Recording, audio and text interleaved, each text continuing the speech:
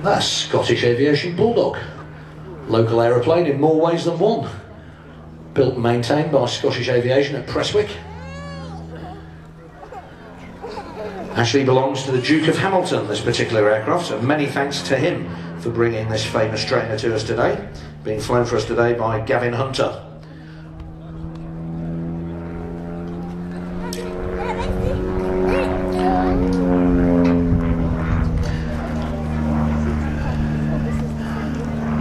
Now, we were talking about the Tiger Moth earlier, and talking about the fact that it was the mainstay Royal Air Force trainer during the Second World War.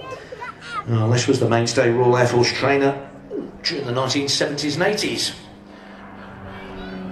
The Bulldog began life as a four-seat touring aircraft built by Beagle Aviation, the Beagle Pup. It was modified with a stronger wing box, stronger fuselage, taken down to 2 seats to become a military trainer.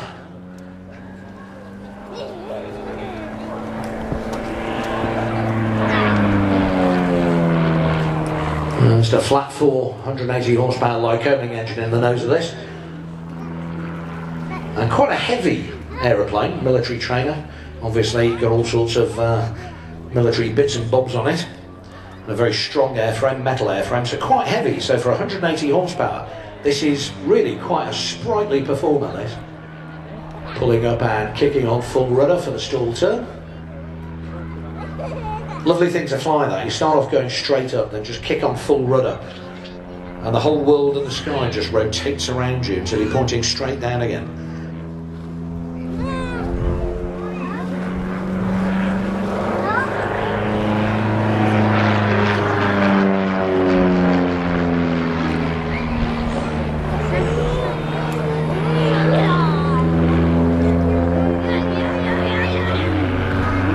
This particular aircraft, very early version of the Bulldog, T Mark 1.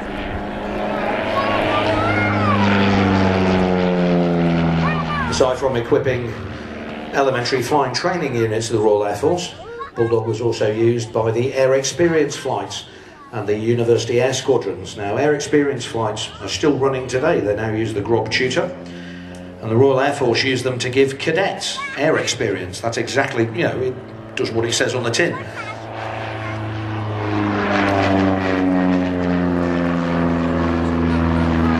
As you can see from that huge amount of glass on the canopy, you get a wonderful view from this aeroplane. I actually got to fly one of these with the London University's Air Squadron. Andy Stewart was the boss then, an ex-Red Arrow, and he was completely mad, so he had an awful lot of fun.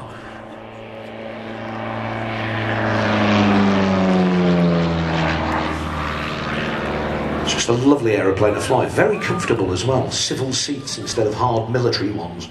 So you're actually quite snug in there, and as I said, wonderful view.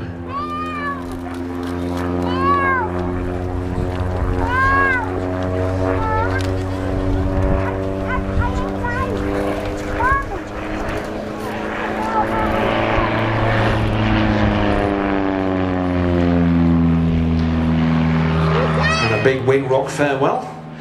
So many thanks to Gavin Hunter for a lovely display from the Bulldog. I do like that aeroplane.